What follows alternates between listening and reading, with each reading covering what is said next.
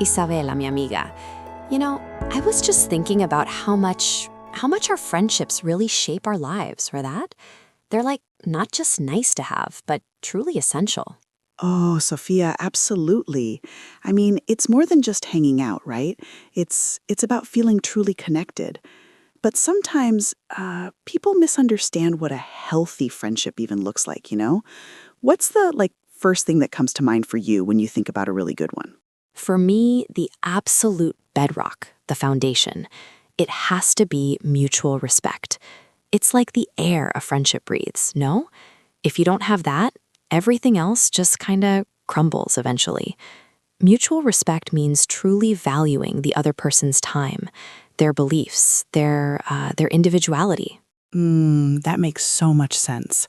Valuing their beliefs, their time. It's about seeing them as a whole person, isn't it? So, practically in day to day interactions, what does that look like? Give me some examples because I think it's easy to say respect, but harder to embody it. Oh, for sure, Isabella. Okay, so first thing that comes to mind is active listening. Really listening when your friend speaks, Not just waiting for your turn to talk, but absorbing their feelings, giving thoughtful feedback. And then valuing opinions, even when they're different. You don't have to agree with everything, but you respect their perspective without jumping to judgment. That's huge, active listening. I think we all could be better at that, right? And the differences, sometimes it feels like friendships are supposed to be perfect agreement, but it's okay to have disagreements as long as you're kind about it. Exactly.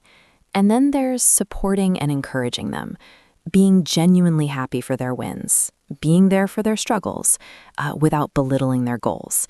And this one is really important, honoring confidentiality.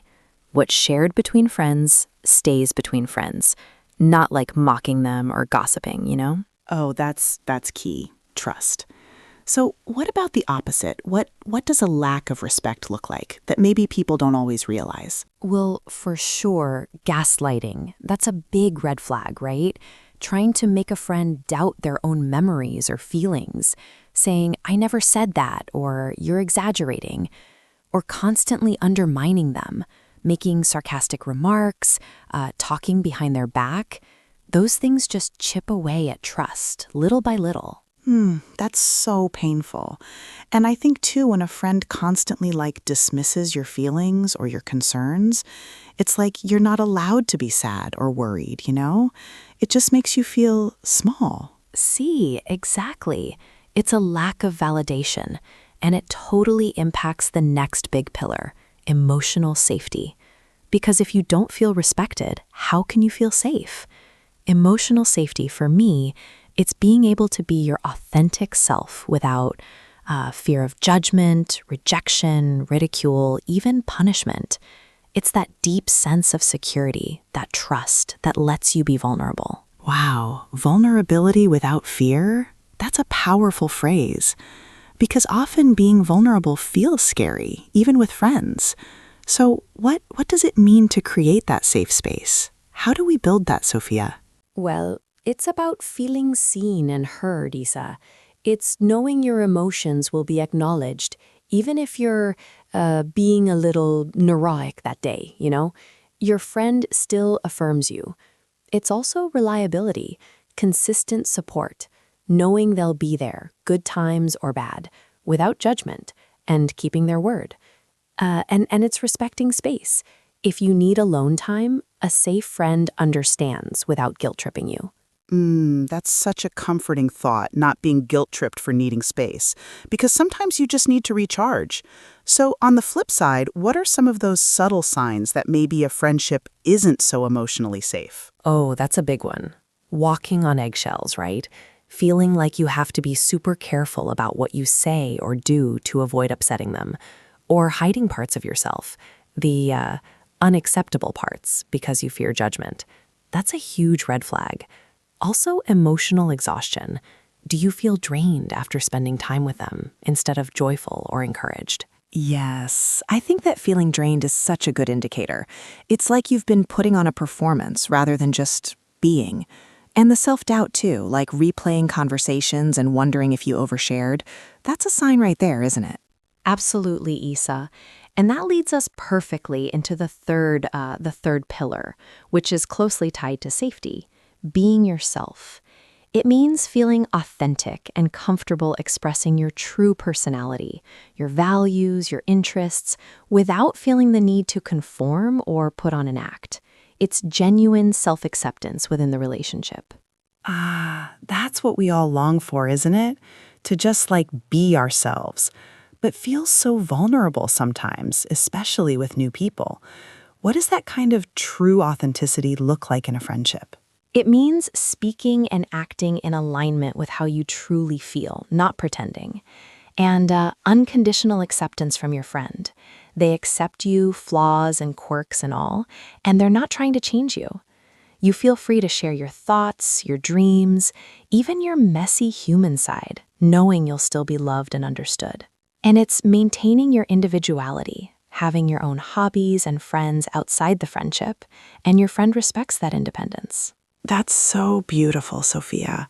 The idea that your friend isn't trying to change you, that's powerful. It's like they see you for who you are, and they just totally love it. It's a huge weight lifted. See, it really is a huge weight lifted.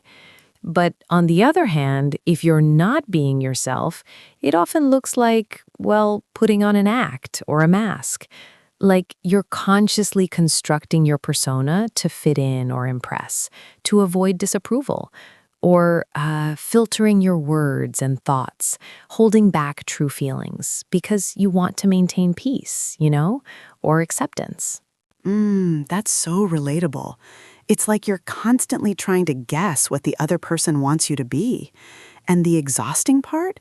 If you're always filtering, it takes so much energy, doesn't it? Exactly. It leads to this sense of detachment, even when you're surrounded by friends, because you're not really there. You're not authentic.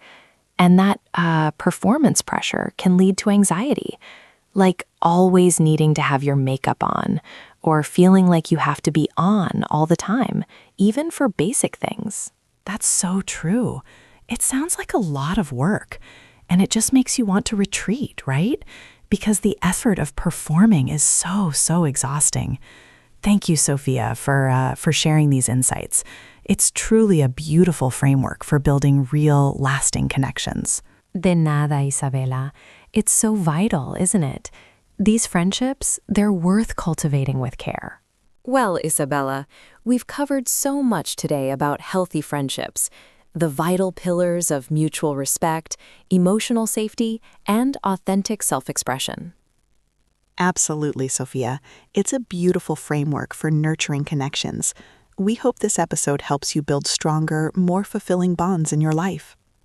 If you found value in our discussion, please like, share, and subscribe to our podcast. You can listen on all major platforms, like Spotify, or watch us on YouTube for a more relaxed experience. For daily inspiration and thought nuggets, connect with our tribe on all social media channels and discover more tools like journals, habit trackers, and affirmation audios at www.goodlifeguide.org to help you achieve your goals. We're here to guide you to a thriving life. Thank you for tuning in.